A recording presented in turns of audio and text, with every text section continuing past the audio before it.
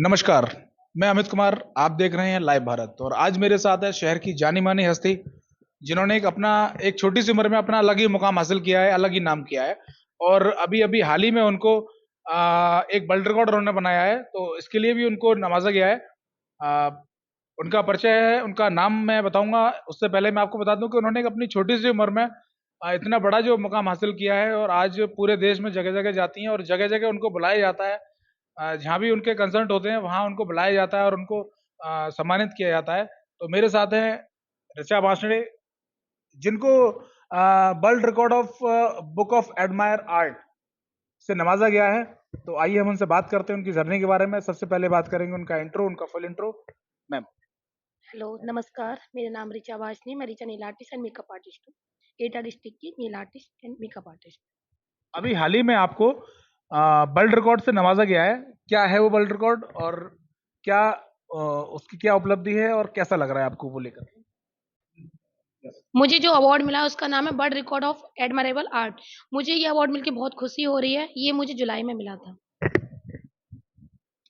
कितने पार्टिसिपेट थे वहां पे जिनके बीच में आपको ये रिकॉर्ड मिला, आपको इस रिकॉर्ड से नवाजा गया? वहाँ पर अलग-अलग शहरों से लोग बाग आए थे और कम से कम वहाँ पर 60 से 70 लोग थे।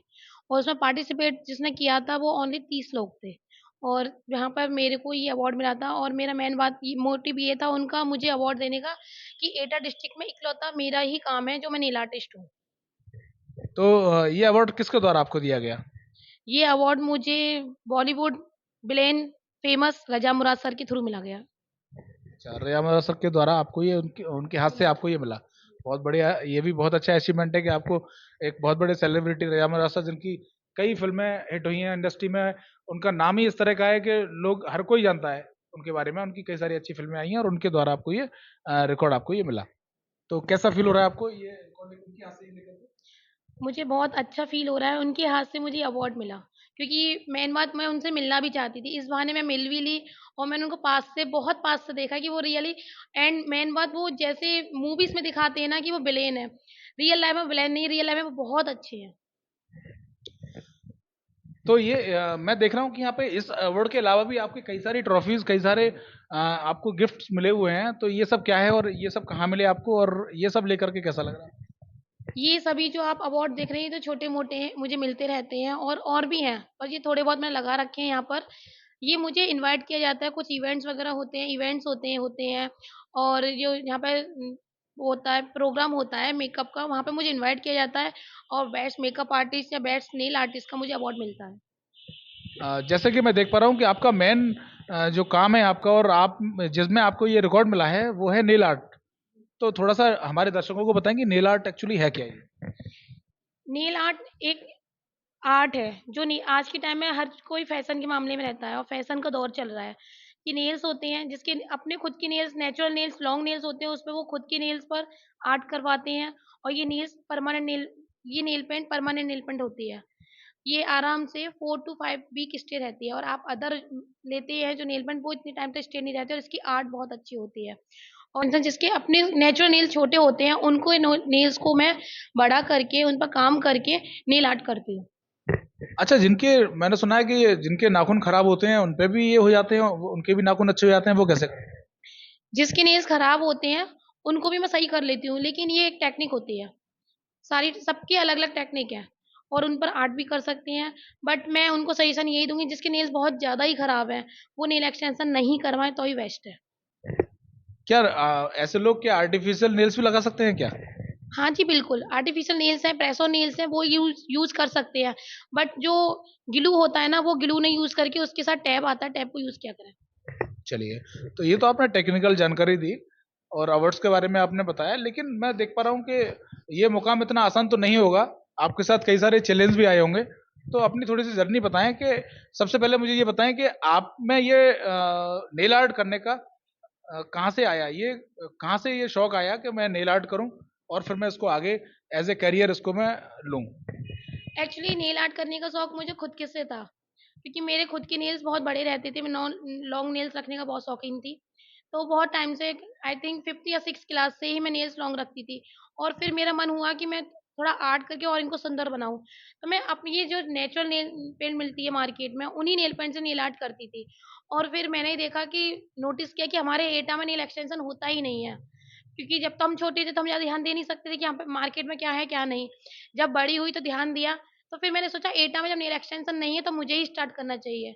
और फिर मैंने इसको स्टार्ट किया। एज ए करियर आपने ले लिया, तो आपने इसको एज ए करियर लिया। डेफिनेटली उस टाइम जब एटा में कहीं नहीं है, और शायद मैं समझता हूँ कि एटा में कोई जानता भी नहीं होगा इसको, तो जब इसको आपने करियर बनाया तो क्या आपको घर वालों ने रोका नहीं, या किसी ने ये नहीं कहा कि ये आप क्या कर रहे हैं, बिल्कुल बेकार है, इसमें कोई फायदा नहीं होगा, आप कहाँ इसको करियर के रूप में लेके जा रहे हो, क्या होगा इससे? रोकने वाले तो सभी रोकते हैं, घर वालों ने भी रोका, बाहर वालों ने भी रोका, लेकिन इतना क्या नोट करना। जब हमने सोच रखा है कि हमें ये चीज़ करनी है, तो बस करनी है। और मैंने इसको स्टार्ट किया।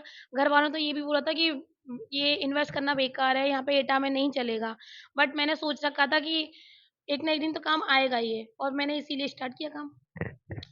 चलिए, ये तो बहुत अच्छी बात है कि आपने अपने दृढ़ निश्चय से ये काम शुरू किया और आपको लगा कि ये करना चाहिए।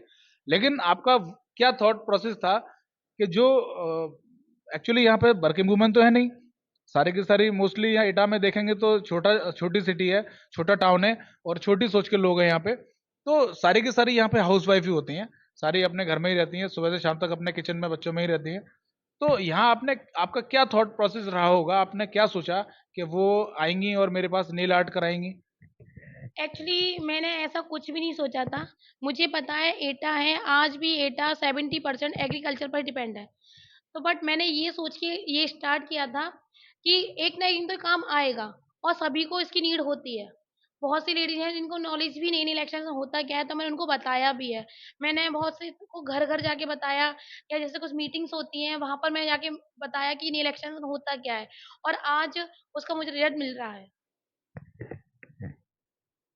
पर डे कितने ऐसी वुमेन्स आपके पास आई आती होंगी जो नेल आर्ट कराती हैं, उनको अपने नेल डिजाइन करने का शौक है, ऐसी कितनी महिलाओं की आप पर डे कर देती हैं? पर है।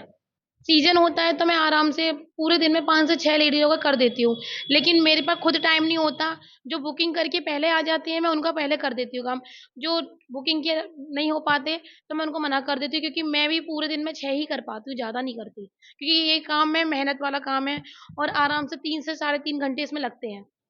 बिल्कुल, ये तो मैं देख ही रहा हूँ, आपसे अपॉइंटमेंट मेरा 11 बजे का था, और इस समय 12:30 लगभग बज रहे हैं, और आपने अब जाके टाइम दे पाया, तो मैं देख रहा हूँ कि आप वैसे ही बिजी हैं, और कई सारी वुमेन्स आपसे अपॉइंटमेंट लेती हैं और फिर काम कराती हैं।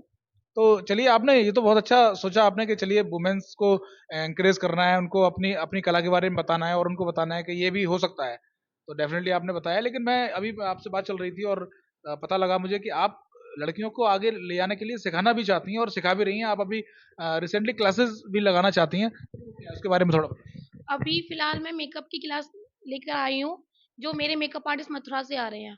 मथुरा से भूपेंद्र मेकअप आर्टिस्ट हैं, वो आ रहे हैं।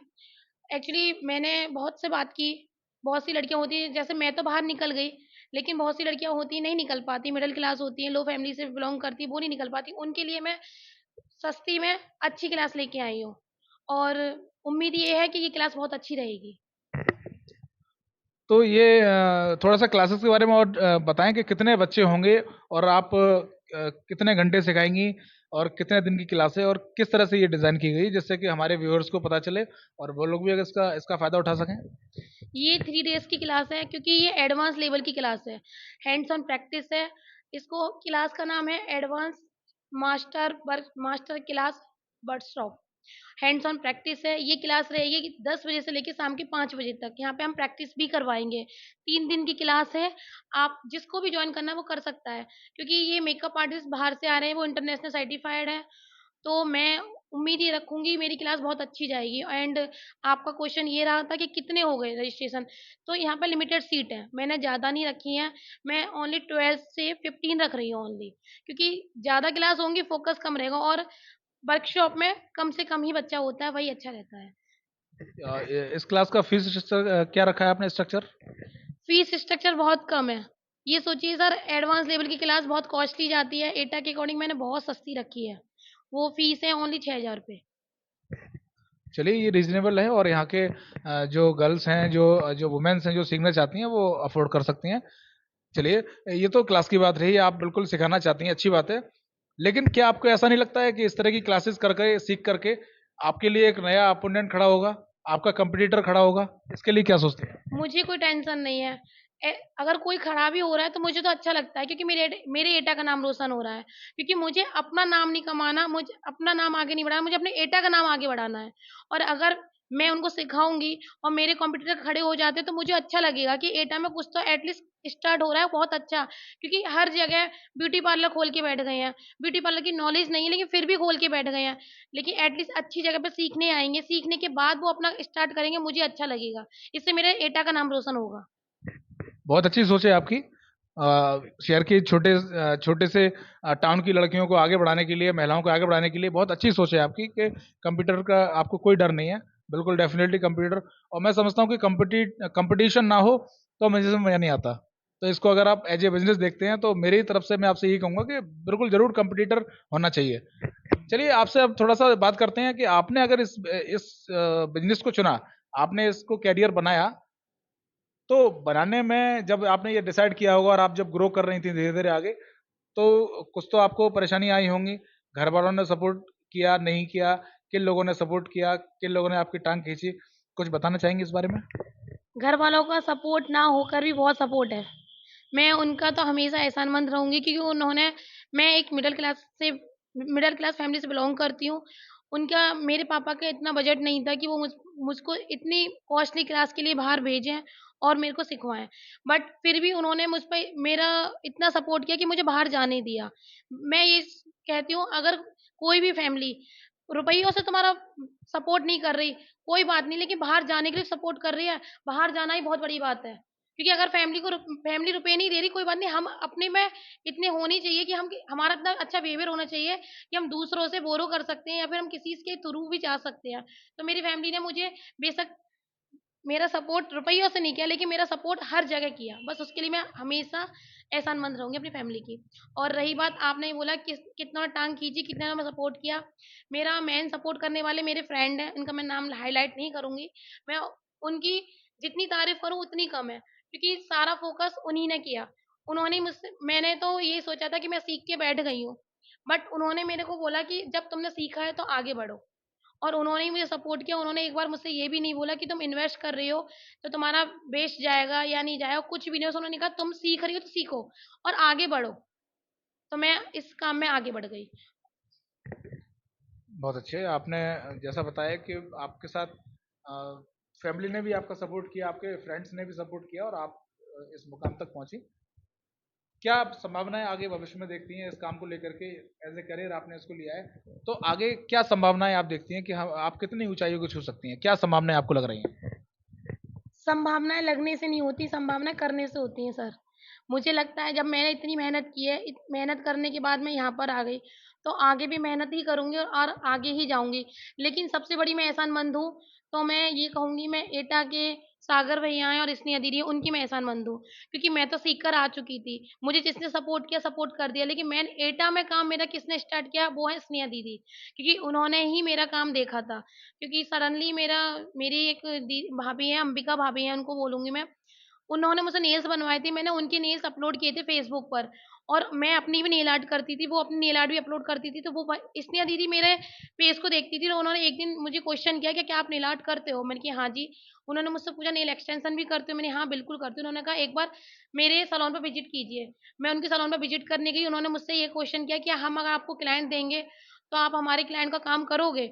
मैंने कहा बिल्कुल। मैंने कि मैं कर सकती हूँ, मुझे आता है तो मैं करूँ। फिर उन्होंने एक बार अपने नेल्स पर ट्रायल लिया, लेकिन मैं उनका तब भी तारीफ करूंगी, क्योंकि मैं और भी ब्यूटी पार्लर के पास अपने काम को लेके गई बाद में। सारे ब्यूटी पार्लर ने सोचा फ्री में काम कर दे, बट स्नेहा दीदी की मैं तारीफ करूंगी, उन्होंने फ्री में नहीं करवाया, उन्होंने मुझे उसका भी पे किया। कम से कम किया, जितना मैंने मांगा कम से कम उतना उन्होंने किया। लेकिन एटलीस्ट उन्होंने समझा कि प्रोडक्ट महंगे आते हैं, तो उन्होंने उसका पे किया। और बाकी की जिस ब्यूटी पार्लर पे मैं गई, सबने कहा हमें सैंपल दो। नेल आर्ट में कैसे नेल एक्सटेंशन में सैंपल नहीं दे सकती, ये कॉस्टली होता है। इसलिए सबसे बड़ी एहसानमंद हूँ मैं स्नेहा दीदी की और सागर भैया की। ये तो आपने बताया कि किस तरह से आप इस फील्ड में संभावना देखती हैं, और अभी थोड़ी देर पहले जब आपसे मेरी बात चल रही तो आपने बताया भी था कि आपको ऑफर आया है कहीं बाहर से कहीं जाने का, इस बारे में थोड़ा सा बताएं, क्या ऑफर आया? अभी मेरे पास अभी मेरे पास 3 जगहों से ऑफ़र आया है कि मैं सेमिनार ऑन स्टेज सिखाऊँ, वहाँ पर जाके लड़कियों को, लेकिन अभी मैंने उनको कुछ नहीं बोला है। ना मैंने उनको अभी हाँ किया है, ना ही ना किया, क्योंकि एक तो टाइम की प्रॉब्लम है और दूसरा उनका भी टाइम अभी कह नहीं सकती क्या रहेगा। और मैं ये चाहती हूँ अभी कि पहले मेरे एटा की लड़कियाँ ग्रो करें, क्योंकि एटा की लड़कियाँ ग्रो करेंगी तो मेरा एटा भी ग्रो करेगा। इसलिए मैं उनको अभी ना कह रही हूँ, अभी ना हाँ कह रही हूँ। मतलब आपने उनको स्टैंड बाई पे रखा हुआ है। तो आपकी प्राथमिकता ये है कि अपने एटे की लड़कियां, अपने एटे की वुमेन्स जो हैं, वर्किंग वुमेन्स बनना चाहती हैं, वो अपना यहाँ पे ग्रो करें पहले। चलिए, बहुत बढ़िया, आपकी बहुत अच्छी सोच है। इसी सोच के साथ लास्ट में आपसे बस यही कहूंगा, आप क्या कहना चाहेंगी ऐसी वर्किंग वुमेन्स, ऐसी लड़कियों के लिए जो इस फील्ड में या ऐसे किसी फील्ड में आगे बढ़ना चाहती हैं, उनके लिए क्या संदेश देना चाहेंगी? मैं उनको बस एक छोटी-सी बात यही कहूँगी कि जब आपने कुछ करने की सोचा है, तो उसको करिए पूरा। अगर आपका कोई ड्रीम्स है, तो उस अपने ड्रीम्स को पूरा कीजिए। क्योंकि अगर आप फैमिली पे डिपेंड रहेंगे, मानती हूँ फैमिली पहले बहुत बड़ी है हमारे लिए, लेकिन कोई फैमिली ये नहीं चाहती कि हम पे करें और पे करके हमारी लड़की आगे बढ़े। हर कोई फैमिली ये चाहती है फ्री ऑफ कॉस्ट हो जाए। लेकिन जब हमारा कोई ड्रीम है, तो ड्रीम को हमें पूरा करने के लिए कुछ तो पे करना पड़ता है। अगर कोई भी हमें अच्छी एडवाइस दे रहा है, तो उस एडवाइस को मानना चाहिए और आगे बढ़ना चाहिए और अपना ड्रीम को पूरा करना चाहिए। तो ये थी हमारे साथ ऋचा वासने, जिन्होंने अपने ड्रीम को जिया और अपने ड्रीम को ही करियर बनाया, और एटा की दूसरी लड़कियों को, दूसरी वुमेन्स को वर्किंग वुमेन बनाना चाहती हैं, वर्किंग लेडी बनाना चाहती हैं, और उसके लिए वो काम भी कर रही हैं। तो मैं शुभकामनाएं देता हूं उनको कि बिल्कुल उनका ये ड्रीम पूरा हो और आगे बढ़ें। उनको मेरी शुभकामनाएं हैं, मेरे चैनल की तरफ से उनको शुभकामनाएं हैं। मैं अमित कुमार, लाइव भारत के लिए।